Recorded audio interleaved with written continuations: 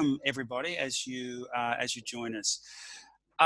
It is a great pleasure tonight to introduce a couple of speakers, academics who will be presenting on a topic that's very, very dear to our role as GP supervisors around patient safety and registrars calling for help. So I'm really looking forward to the session tonight. Before we kick off, can I make an acknowledgement of country, and would very much like to acknowledge the traditional owners of all the lands on which we're meeting tonight, and pay my respects to elders past, present and emerging. I'm joining you tonight from the Awabakal lands based here in Newcastle.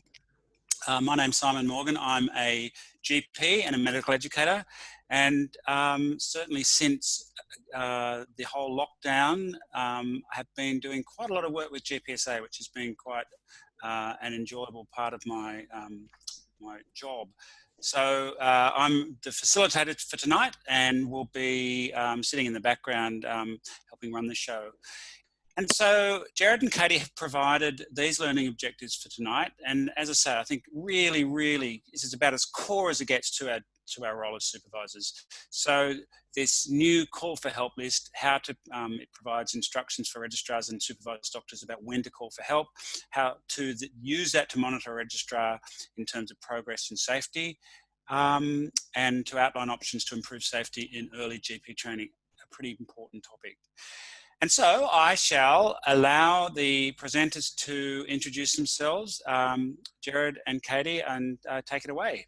I am a GP, recently fellow GP in Melbourne, and a medical educator at MCCC, and have a background in tertiary teaching and research into teaching and learning prior to medicine. And I'm Jared Ingham. I'm a GP in Dalesford. I've actually come up to my surgery because that's where the good internet is. In central Victoria, and also on the Jaja Wurrung land.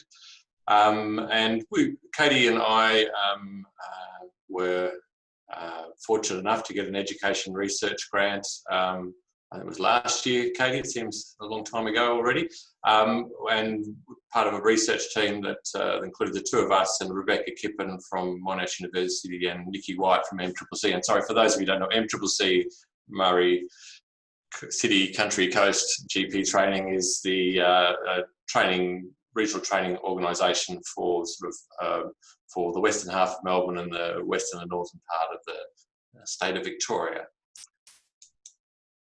And so we're going to take you through some research that we did and the outcomes of that research, which I think you've all received a copy of a call for help list, which is something which we developed through this research. But it was actually only one part of the research which we did.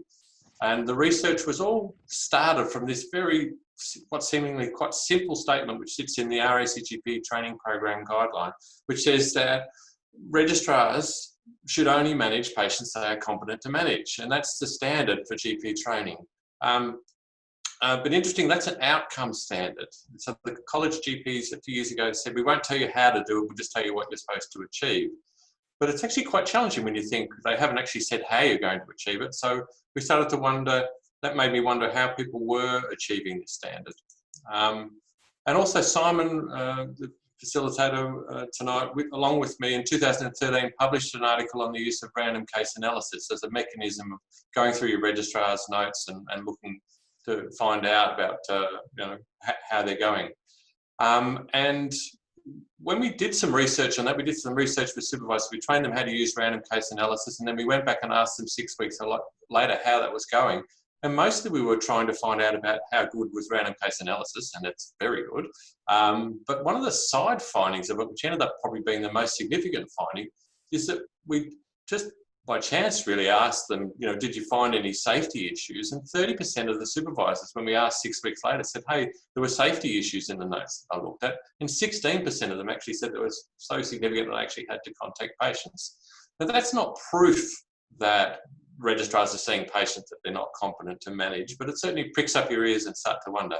It's not proof because, maybe you look at my notes and over 6 weeks, and you might 30% of the time, 30% of supervisors might find the problems with my notes. So it's not, so it's not proof, but it certainly makes you wonder.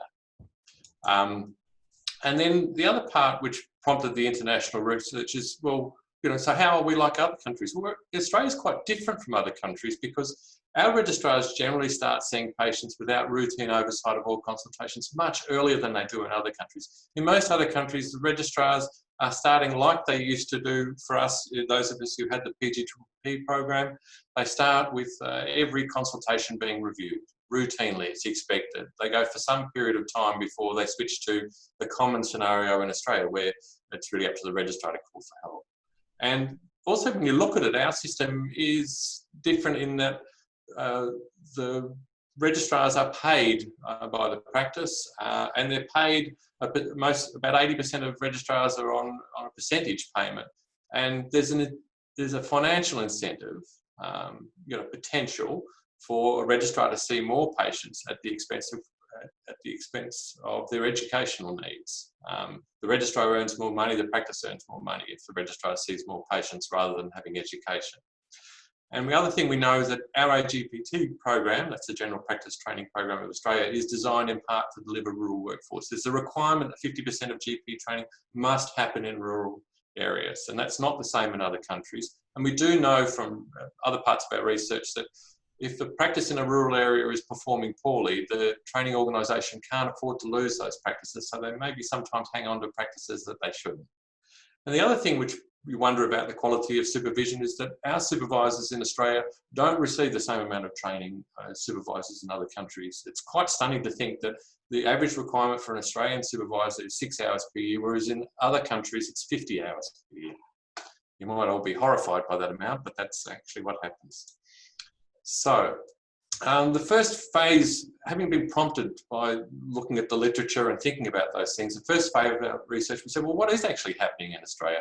So we set about interviewing all the lead medical educators. That's the people who are in charge of the regional training organisations, the 9 regional training organisations around Australia. And we did a qualitative analysis of that. And the things which we found was when we asked lead medical educators, are registrars only seeing patients that they're competent to manage? They said, are you making sure that? They said, well, we're actually not responsible for that. We can design all the checks and things which we like, and we can tell supervisors how to do it. But ultimately, it's the training practices and the supervisors who have to do that. And at the same time that they said, they thought that training was basically generally safe, but they handed that responsibility over to the practices. But they also said, look, we've got a few practices we're worried about, and although the majority of practices are good, there are a few that aren't so good, and we have trouble getting that on record, removing them, or improving them. The other thing, we looked at high-risk activities, so things where a registrar, we want to be absolutely sure the registrar is competent to manage this and not managing it on their own. When you look around the 9 regional training organisations, it's all managed quite differently. Some run a higher risk checklist, some have none. Some have it buried deep in the supervisor handbook, and some have it that the registrar holds it and it's on the web page.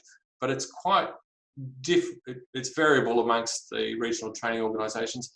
And I suppose the important point about this is that no regional training organisation actually checks that any safety checklist is being used, or even those that have one don't check that it's been completed or by the registrar and by the practice. And in essence, regional training organisations, although there's this standard that the college is asking them to achieve to make sure that registrars are only seeing patients they're competent to manage, they don't actually check whether that's happening.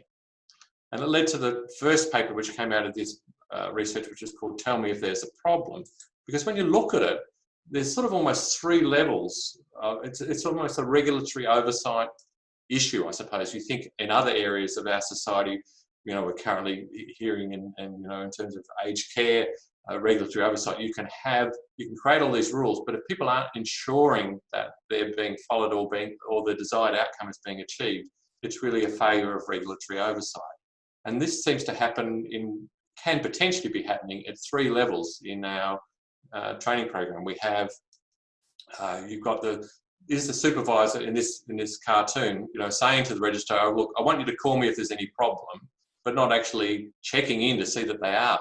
And the registrar having all questions and and not calling. And the same thing, as I mentioned, can happen. You know, is the training organisation checking that the supervisor is ensuring that the registrar is only managing patients they're safe to. And similarly, is the college really checking that the regional training organisation is delivering what it's setting out to do? So this is the sort of background to the, I suppose, the call for help list. And I suppose the next thing, if you think about it, we're asking Katie to speak to the research that relates to the registrar's perspective, or what it's like for the registrar.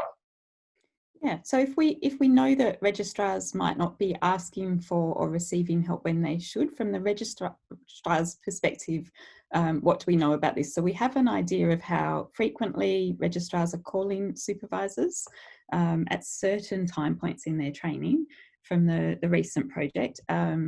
And analysis by the researchers there, including yourself, Simon, reported that in mid-GPT-1, so about 12 weeks into training, registrars were calling for help in 11% of consultations, and then that reduced to about 5% in term 2, and a further reduction to 1.2% of calling in 1.2% of consultations by mid-term 4.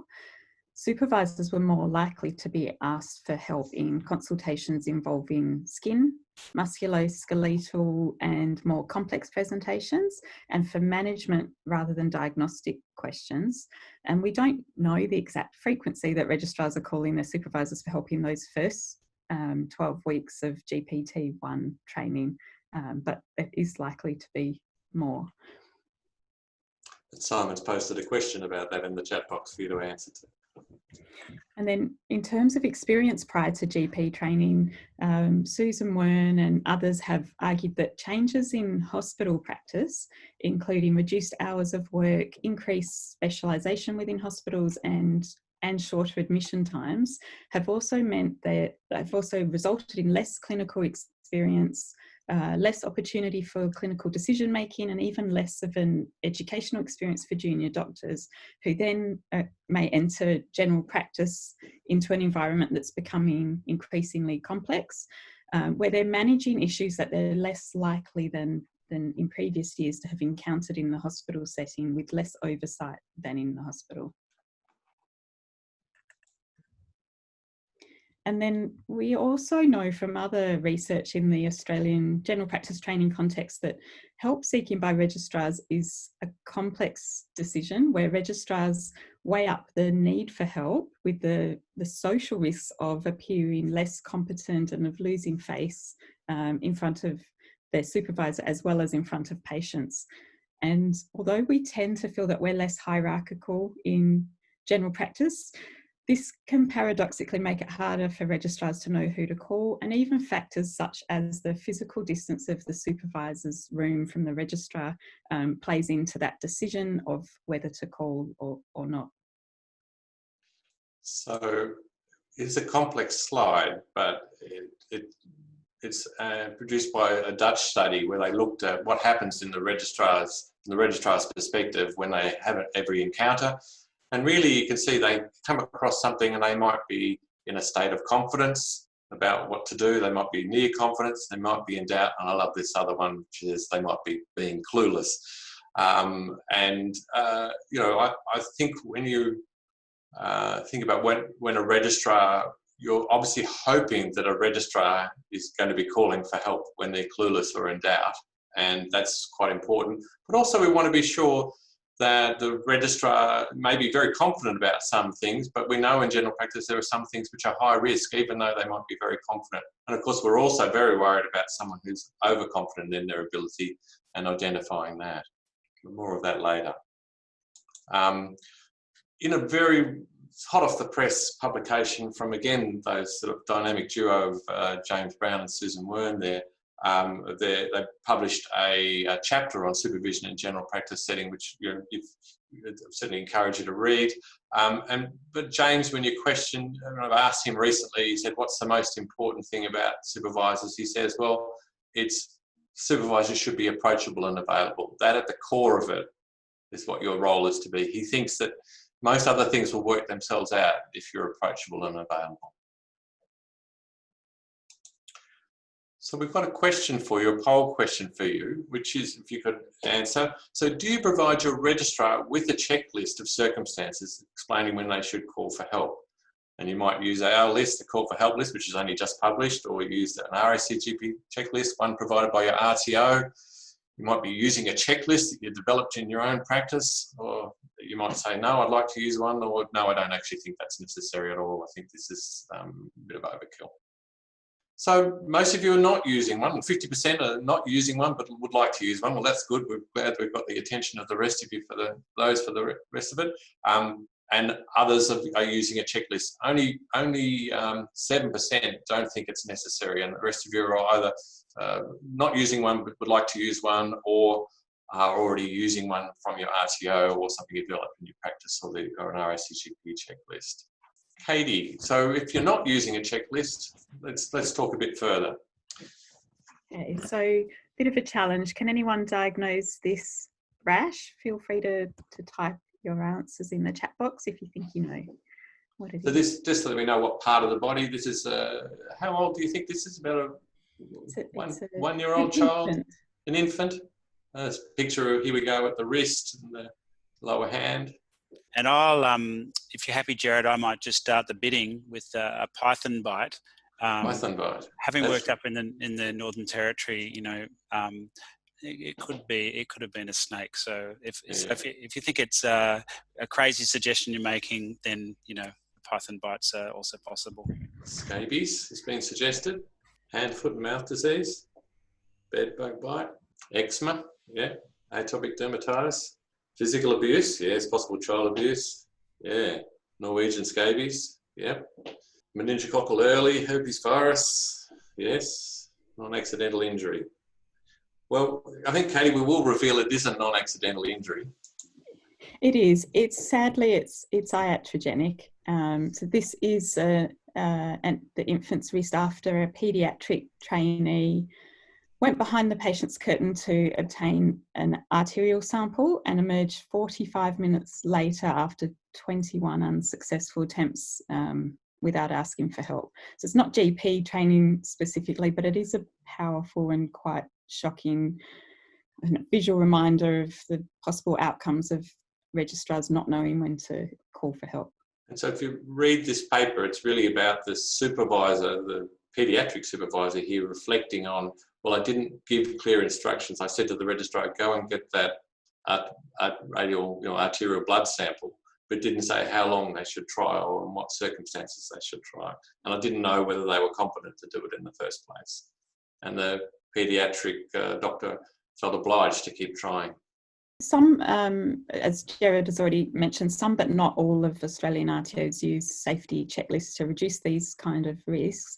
Those that are currently used are based on this RACGP standards list of high risk areas, which you can see are quite broadly defined and can be difficult to practically implement. So, for example, telling your registrar to call you for a diagnosis of malignancies is pretty hard on them. They're not always going to know that at presentation, so they can't call you saying, oh, I've got a malignancy here.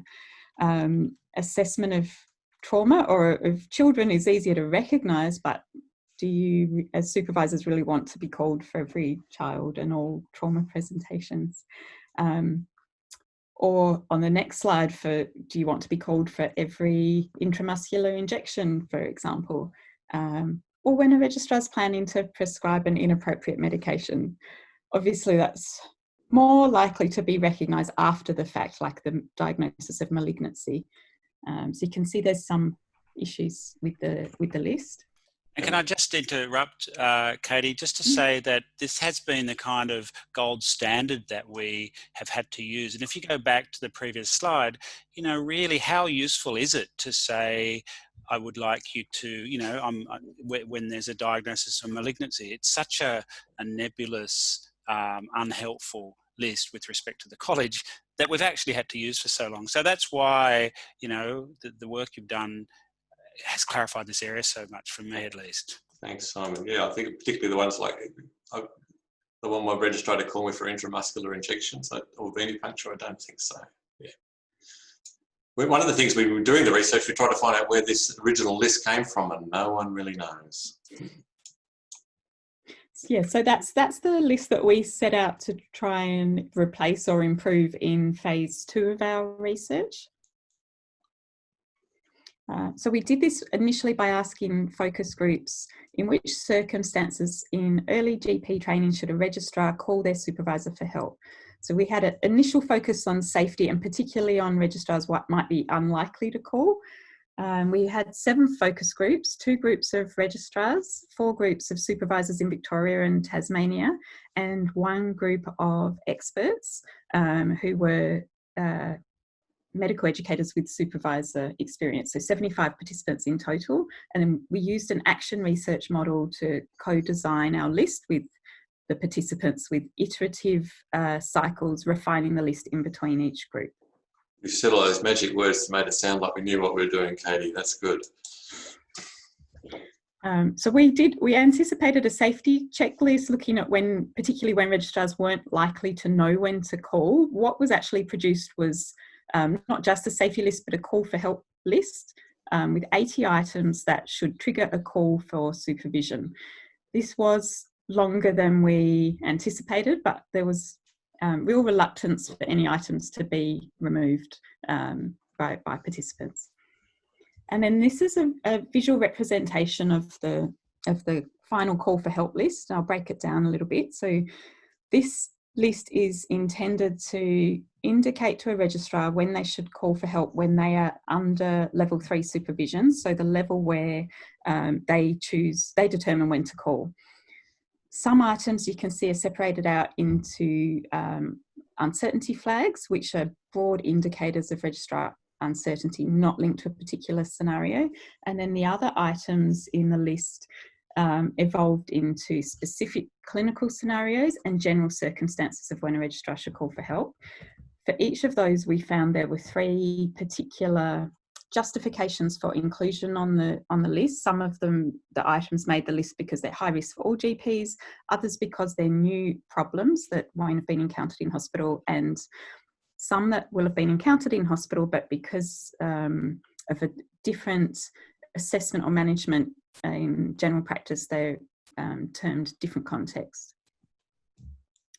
And then, so this is the uncertainty flags that I mentioned. So these are the broad triggers to prompt calling, such as when a registrar is considering sending any patient to ED or prescribing an unfamiliar medication. Supervisors weren't very keen for having the heart sync patients on the list, but registrars rated this item very highly. So unfortunately for supervisors, it stayed on. Yeah, everything else on the list was very much got equal rates from supervisors and registrars, but having heart sync patients, the registrars wanted to have that as an uncertainty flag, but the supervisors didn't.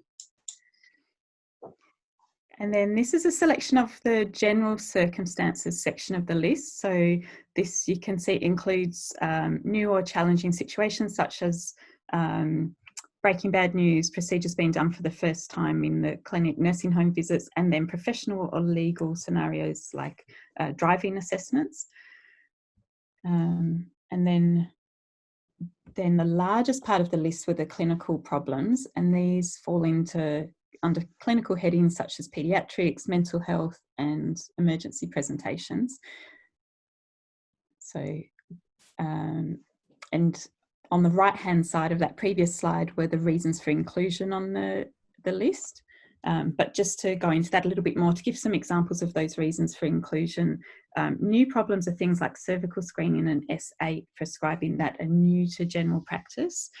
Things like fractures and iron deficiency are likely to have been encountered during hospital training, but they're managed or assessed differently in the context of general practice. And the high-risk circumstances are those presentations or issues such as child protection that will always be high risk, and that even that were defined as something where even an experienced GP might consider discussing this with a colleague.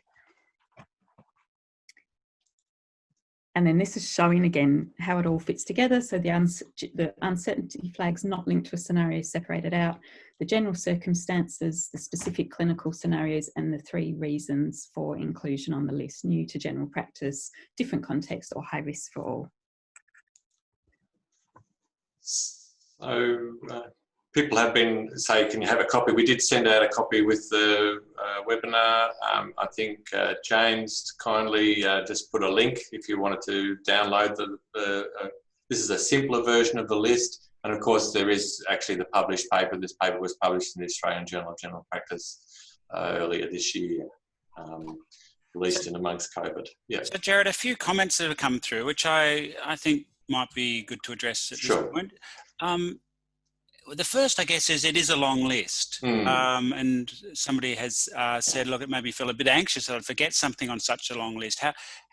How do we manage, you know, this pretty long list of conditions and circumstances? You know, we initially we felt like we needed to apologise all the time for the long list, but Katie and I have now sort of come to the opinion we've actually made it pretty short when you consider what's out there, what you see in general practice. And we repeatedly went to the supervisors and registrars, and everyone in the focus groups had all say, yeah, we're getting a big list now. And we'd say, well, which one of those do you want to drop off? And oh, no. And we did. And we also asked them really to have a list that was, we thought we were just going to get a safety checklist. Just give us the things we think are registered. But they wanted other things on the list. And I think that speaks to the fact of the way general practice training is in Australia, because we do start at this level where registrars are seeing, very commonly seeing patients and being left to their own determination of whether they should call for help. That people wanted more than a safety checklist, they wanted that call for help checklist. As Katie's going to speak to this when we get to the implementation part, it's still sort of a bit up for debate about how this will be used in practice. I've certainly so far mostly just I've given it with my registrar and discussed it with my registrar, and we've you know, gone through it, and the registrars have generally found it very helpful to help them identify the things you are expecting me to call for that. They felt empowered to call. They would call me and say, hey, I've come across something which is on the list, and they felt better. That sort of approachable and available was helped by the list. When we looked elsewhere, there was, in the US, there was a checklist of 76 entrustable professional activities that they would think needed help. So it was relatively similar to ones elsewhere. It also speaks to the broad nature of our discipline, general practice, you know, much shorter, smaller lists than other disciplines, I think. Yeah. Anyway, Katie. Absolutely. So on implementation, we also asked the focus group participants about their ideas on implementation of the list. And based on that, it's anticipated that the registrar would hold the list and call their supervisor for each item until the supervisor deems this unnecessary for each item. And some of those things might drop off the list fairly early, and others might stay on for longer. And then removal of the items occur either as supervision or teaching identifies that readiness for independent practice. We anticipate that the list can also be modified at the start of each term with consideration of that particular registrar's prior experience and also taking into account the practice context. So for practices, some practices with a particular patient population or a special interest, they may even feel that a small number of items might need to be added to the list. And then it's likely that many items, in particularly some of those uncertainty flags and the high risk for all circumstances, would remain on the list through GPT-1 and beyond. But if we go on to the next slide, the registrars and supervisors felt that the list would also be helpful in generating teaching topics. And I saw someone suggested this in the chat box. And it might be that through teaching sessions, some of the items are removed from the list as well. So that 80 items might come down throughout the term. And I think it's also important to mention that supervisors felt that the list would be best used as an adjunct or a tool for safer supervision rather than an additional assessment task. Supervisors were not at all keen on being asked to have another thing which they have to fill in and check, but they were very keen on using the list. As we were running this in the focus groups, even when it was only half done, people were saying, oh, can I take what we've done so far with me, because I think I can use it now. So, yeah. And there's another good point to just come up in the chat bar, that the list is not exhaustive, indicative only. It's a guide. And for example, we were aware that we didn't, for example, we weren't asking those working in, say, an Aboriginal medical service. There might be different things which would form on a list in that sort of context. And practices that have special interests, as you've said. We did caution, although we said it could be modified, we did caution against removing things from the list, particularly those which are high risk or where registrar says, well, I've done that at hospital.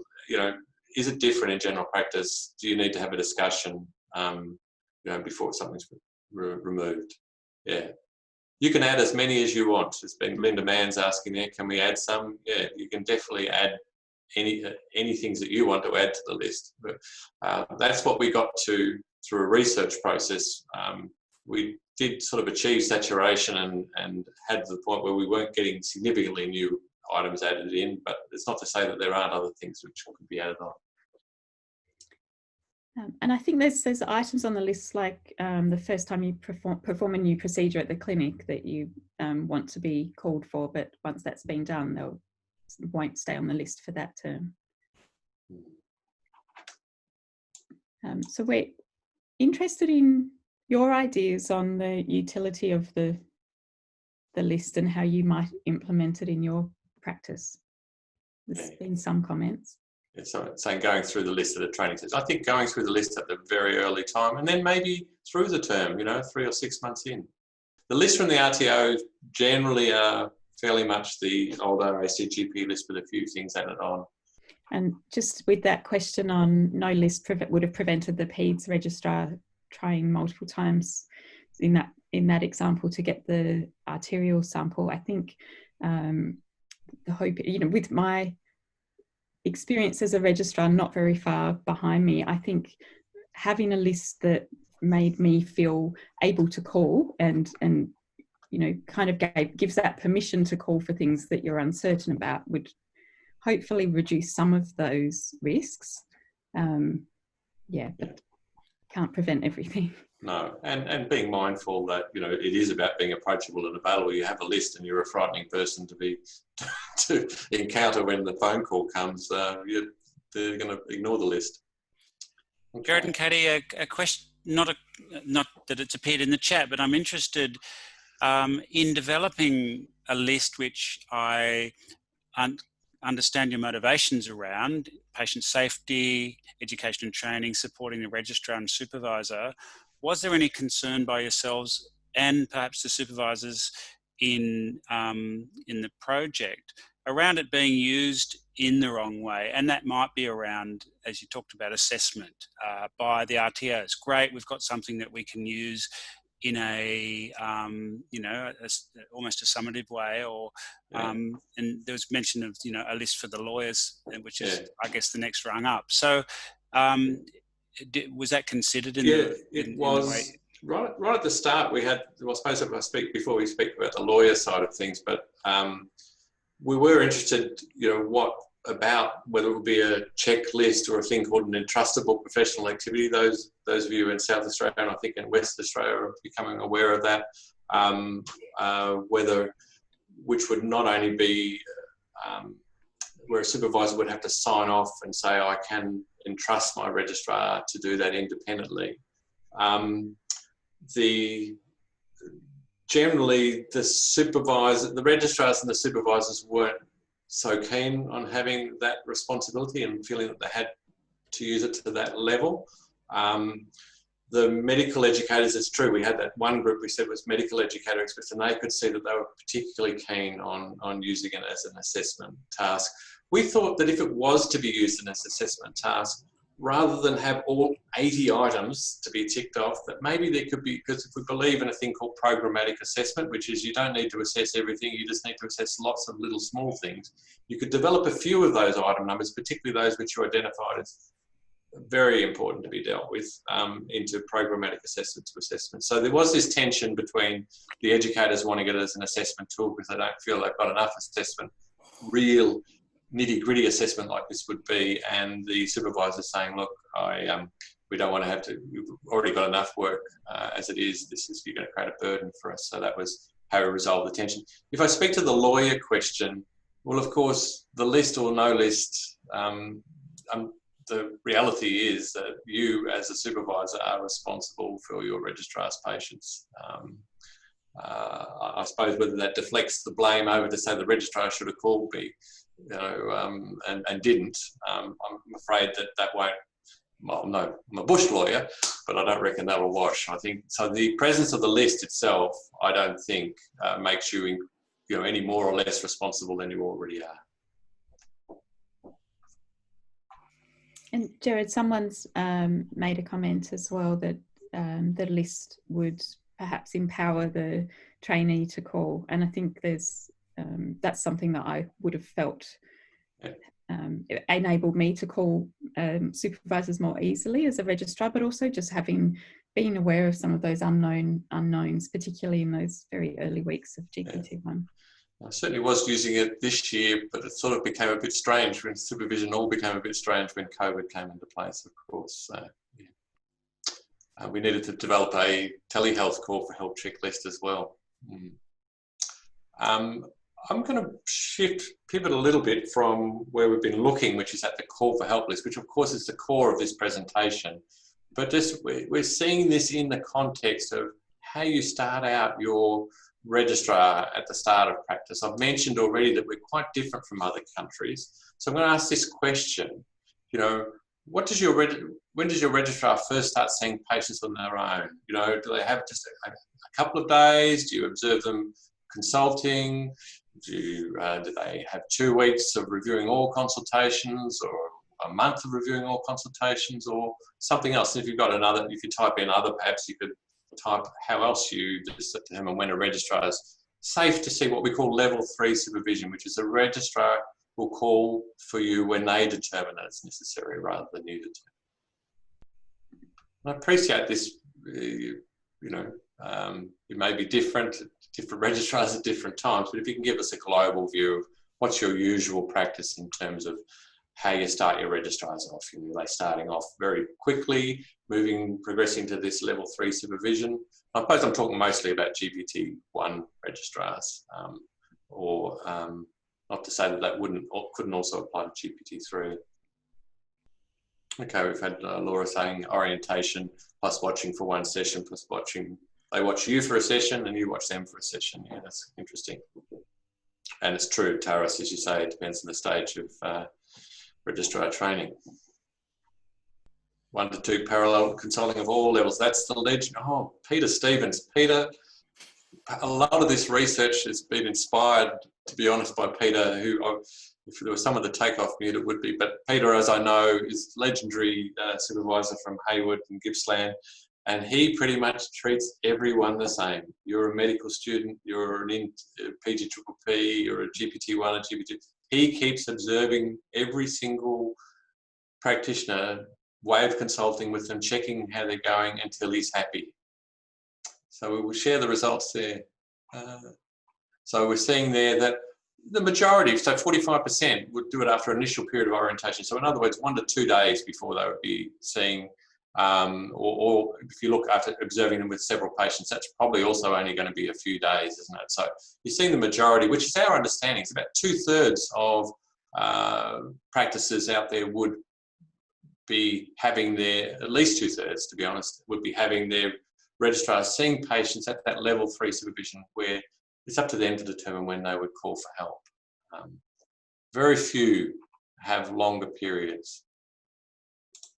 Let's just talk about that a little bit further. You may be aware that if you're an international medical graduate and you're going into practice not in the AGPT, the APRA devised levels of supervision, which Katie and myself and our research team developed further. They describe there's 4 levels of supervision. Level 1, which is every patient is checked by the supervisor before the patient leaves the building. That's level 1 supervision. And we've divided that up into, it might be that you sit there for the whole consultation where you're actually sitting and observing them. We call that 1A. 1B would be typically a wave consultation where you would come in at the end, and 1C where perhaps the registrar or the doctor being supervised would just call you at the end of the consultation. Level 2 is where the patient can leave the facility, but all the notes are checked. And so there's a review of every single case, or maybe it gets to level 2B where it's a selection of notes are reviewed very frequently at the end of the day or at the end of each clinical session to be sure that things are safe. Level 3 is what we're talking about, which is where most registrars start out, which is it's up to the registrar to determine when they call for help. And we're suggesting that at this level, this is where our call for help list would be appropriate. And level 4, for what it's worth, which is not in there, is when the registrar is effectively functioning independently and is not expected to call you for help, is functioning effectively like a colleague. So I became quite interested in having talked about this, and I'd come to the decision myself personally that been perhaps a bit inspired by Peter Stevens and said, maybe couldn't go quite as far as Peter, and said, look, I've got to start walking the talk, and decided that I'd better ensure that all my registrars would start at a period of level 1 supervision. And we chose 2 weeks, which was not really too big a hurdle. So for the first 2 weeks, we decided our registrar, we would go in at the end of it, well, the first day or so we sat in, and then after that, the registrar would call us in at the end of every consultation. We have a number of supervisors in my practice where I am now, and we managed to share that because it is a little bit of a burden to do at the start. And we did that for the first 2 weeks. What I found was I felt so much more confident about that registrar at the end of those 2 weeks. I was more sure about their capability. The relationship between us was established. It was quite clear. In terms of being approachable and available, we demonstrated that by wanting to design things that way. I had one registrar, I've done this now for 2 years running, so I've had 4 registrars I've done this with, and one registrar was particularly anxious. She was really, in hindsight, I wonder if we hadn't have done it this way, she probably would have crashed and burned out of general practice and not continued. She felt incredibly supportive. For her, we actually continued doing level 1 supervision for longer than the 2 weeks. Rather than just switching over to level 3. So I'm wondering if anyone else doing anything similar. Some people raise their hands, but I gather we're not doing chat. So anyone else typing? Yeah, saying level 1 all the time. It is tiring at the start in terms of having that extra commitment, but you certainly lie a little bit straighter in bed at night and don't toss and turn about what's going on behind the door in the other room. Okay. And Malcolm there says he's got 4 others. I'm aware that there are people doing. I was also inspired early on. There was a supervisor when I was running education sessions in New South Wales who said she took home the notes of every patient that the registrar saw and just quickly read through the notes. So that was in our paper files days. But to open up the records of everyone, at least that would be a greater level of supervision. All right. So it's something for you to think about. I appreciate it's a bit of a challenge, and one of the other research projects I'd like to do is to do a study into that and how it works and what are the outcomes for the supervisor and the registrar. So the other thing to point out is that I think it's important, and we've talked about the call for help list, I've talked about considering level 1 supervision. I think it's really important at the start of the term to get to know your registrar, and that's where the call for help list can be very useful. You sit down, you have a talk about it, you ask them about what they've done in the past, their strengths and weaknesses and learning needs. That's really a very important thing to do. And the other thing I'd say is you've seen there from the study done by a recent study done by Simon and others that we know that supervisors will be called at least a couple of times per session at 12 weeks in term, and more than likely 4 or 5 times a couple of weeks in, they'll be calling you for every 2nd or 3rd patient they see. If you don't cross off the time in your book, and if you're trying to still do your same clinical load whilst meeting that extra demand, you're very soon not going to be approachable and available.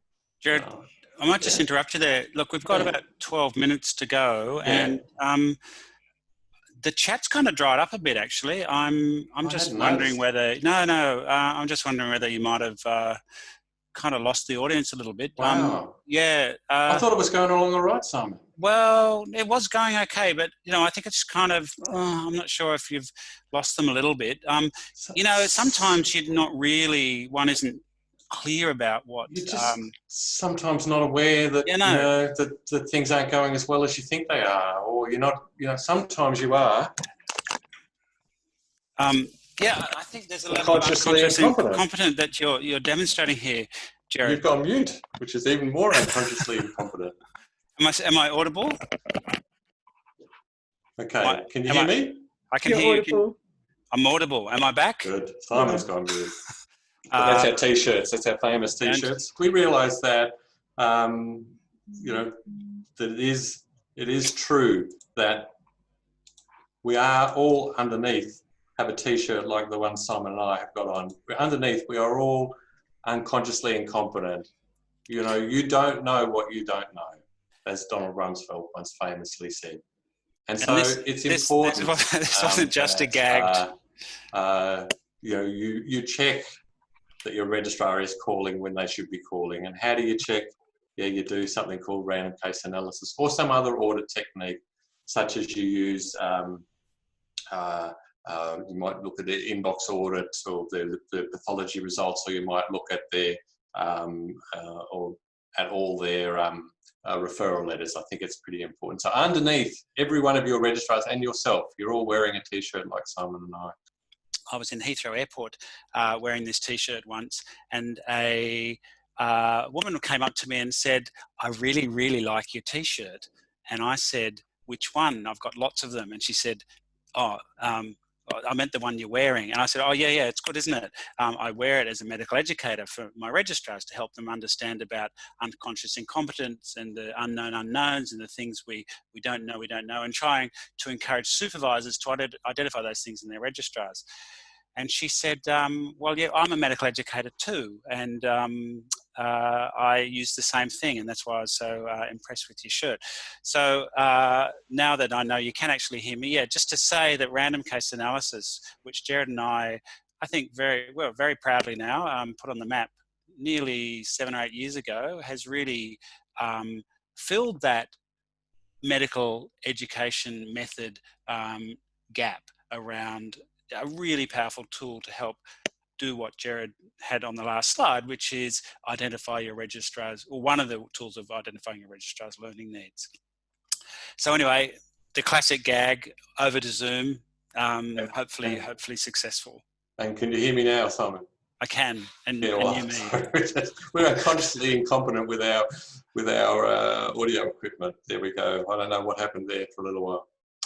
So again, the summary slide that we have here is that this is the things, I suppose, the take-home messages that we'd like you to have. There's that consider closer supervision at the commencement of GP training. Think if you can be like Peter Stevens and provide that level 1 supervision, even for a bit longer than you currently do.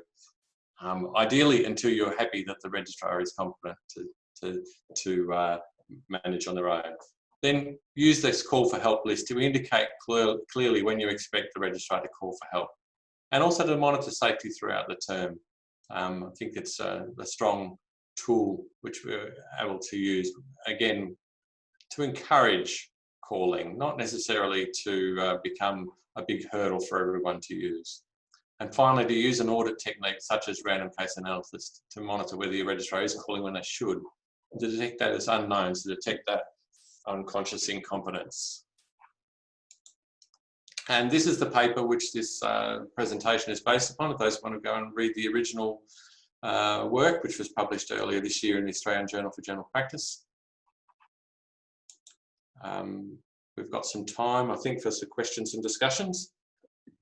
Jared, there's been a couple of comments in the chat bar about some people being the only supervisor in the practice, so perhaps not having as much time, and somebody else saying that February is a good time of year for that more intensive oversight, which was something that came up with some of our focus groups. I wondered if you wanted to comment.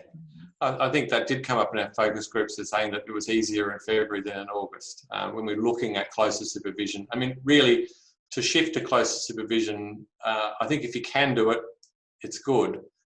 we actually think that to do it, we need to get the evidence to prove that it's important, to prove that patients are more safely managed in that environment, that it actually ends up being better in the long run, that registrars, if registrars are uncertain, as Simon's other published work has done, if registrars are uncertain, they order more tests, they do more referrals. It may actually be, if supervisors were paid to provide level 1 supervision, like they were in PGPP, which was very well liked by supervisors.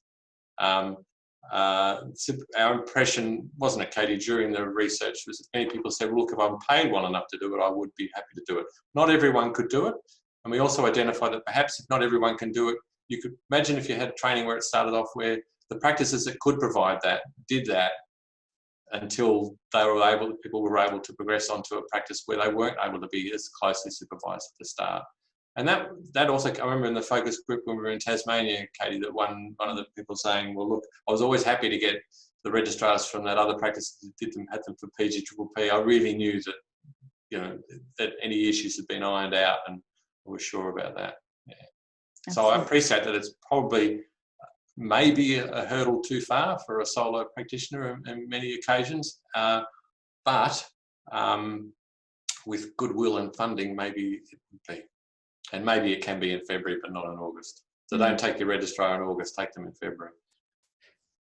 I must say, Jared and Katie, that as I put into chat, I think the really strong theme that emerged from your presentation and thinking about this is the you know, this role that a list like this can play to empower a registrar, to help them identify their own needs, to give them that sense of confidence in calling. You know, that very powerful story you told, Jared, about a registrar that potentially may have struggled significantly with anxiety, in, you know, having kind of permission to say, oh, gosh, there's all these things I don't know, and I can actually, I've got legitimacy to ring and contact my supervisor. There's a lot in that. I think that must have been a very rewarding aspect of the work, to kind of not just develop this list, but think about how it can really reinforce the supervisor registrar alliance and the educational experience. That's exactly, when we were writing the paper, submitted it for publication, the editor came back to us and said, well, you mentioned about how this might help the alliance, the registrar supervisor alliance, and said, well, I want you to write a bit more on that. So it's very rare to be an editor to ask you to write a bit more. So we're privileged to be able to write a bit more about our thoughts, because I think it is about establishing that relationship between the registrar and the supervisor. And I hope that this will be one of those tools, a prompt for discussion. Yeah, and look, I think that's the way I would like to see this working, both in the practice setting, but also at the RTO level, where, you know, it potentially is a slippery slope to starting to implement these as assessment tools. But I think you've talked about that really strongly, about the role of this just as a formative, supportive tool. Yeah. It's 3 minutes to 9. There's lots and lots of strong wishes of thank you very much. This has been incredibly useful. I'll use the list tomorrow. Fantastic research, well done. So I think I didn't expect anything other than this in terms of the topic, content, and also your experience in the field. So thank you so much, Katie and Jared, for presenting this really, really impressive work. And as I said at the outset, just something that is so important. It's wonderful to see grassroots GPs doing this kind of research into the work we do every day and coming up with an outcome that is so useful. So thank you so much. We have to say that the supervisors, and we'd like to especially thank all the supervisors who are involved in the research. My experience when you ask supervisors for research, once you get past the initial hurdle, they can't stop talking. So before you disappear, can I please encourage your frank and fearless feedback in the evaluation, which will be sent directly after the webinar. And next slide, please, Miss Jane. We would like to plug some upcoming webinars. I think GPSA is actually pretty chuffed about the webinar that's coming up in 2 days' time, which is the outlook for training and supervision as viewed by your RACGP presidential candidates. I think they've got them all coming along to talk about how GP training and supervision and the role of the supervisor will look under their reign. So I think that would be a really fascinating webinar to attend. That's in 2 days, so it might make for a busy week. I think it's the second part of the Teaching Registrar about chronic disease management next week. And this brand new oral exam to replace the OSCE that's coming up in October, the remote clinical exam, the RCE.